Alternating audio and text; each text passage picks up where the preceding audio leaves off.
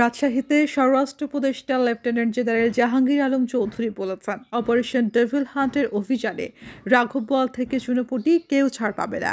যারা শয়তান তারাই ডেভিল হান্টে ধরা পড়বে।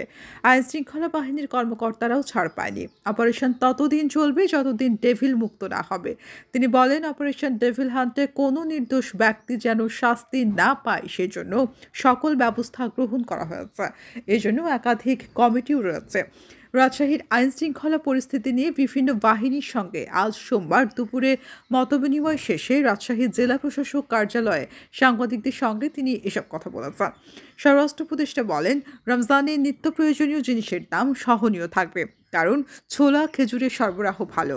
দেশে সারের কোনো সংকট নাই। কিছু ডিলার শয়তানি করে কৃত্রিম সংকট তৈরি করেছে, তাদের বিরুদ্ধে আইনগত ব্যবস্থা নেওয়া হবে। সীমান্তে ভারতীয় আগ্রাসনে চাঁপাইনবাবগঞ্জের মানুষ যে ভূমিকায় ছিল তাতে স্বরাষ্ট্র উপদেষ্টা সন্তোষ প্রকাশ করে বলেন, এতে খুশি, তবে আইন যেন কেউ হাতে তুলে না নেয়। মতবিনিময় সভায় পুলিশের ঊর্ধ্বতন কর্মকর্তা, রাজশাহীতে দায়িত্বরত সেনা, বিজিবি, র্যাবের ঊর্ধ্বতন কর্মকর্তারা উপস্থিত ছিলেন।